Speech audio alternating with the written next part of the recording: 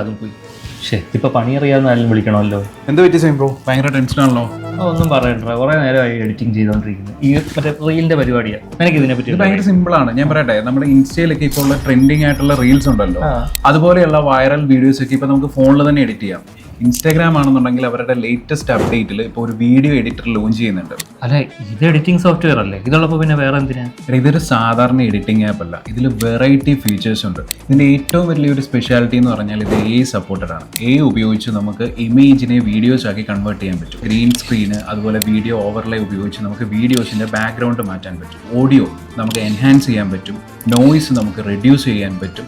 അങ്ങനെ ധാരാളം ഫീച്ചേഴ്സ് ഈ ഒരു ഇതിൽ അടങ്ങിയിട്ടുണ്ട്.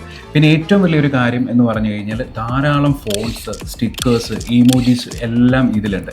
പിന്നെ ഇൻസ്റ്റയിൽ വൈറലായിട്ടുള്ള നമ്മുടെ സൗണ്ട് ക്ലിപ്സ് ഒക്കെ ഉണ്ടല്ലോ, ഓഡിയോ ക്ലിപ്സ്, ഇതുപോലുള്ള സാധനങ്ങളൊക്കെ നമുക്ക് സെർച്ച് ചെയ്ത് കണ്ടുപിടിക്കാനുള്ള ഒരു ഓപ്ഷനും ഇതിലുണ്ട്. അത്രയൊക്കെ ഉണ്ടോ? തീർന്നില്ല, ഇതിൽ കൊളാബ് ഓപ്ഷൻ ഉണ്ട്. അതുപോലെ തന്നെ നിന്റെ വീഡിയോസിന്റെ റീച്ച് അറിയാനുള്ള ഇൻസൈറ്റ് ഡാഷ്ബോർഡ് ഉണ്ട്.